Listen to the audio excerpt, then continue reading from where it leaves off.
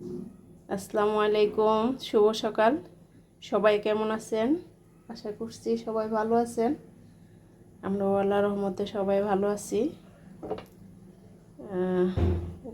গাছের নিচে গিয়ে দেখি হচ্ছে দুইটা পাকা পেঁপে হলুদে বসে আছে। তারপর হচ্ছে ছিঁড়ে নিয়ে আসলাম। এখন হচ্ছে একটা কেটে নিব।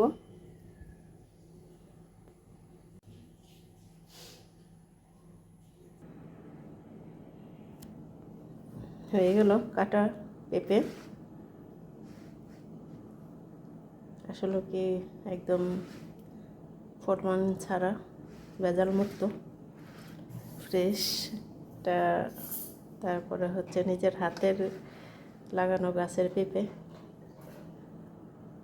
এটার আনন্দই হচ্ছে অন্যরকম। তারপর খেয়ে দেখি কেমন।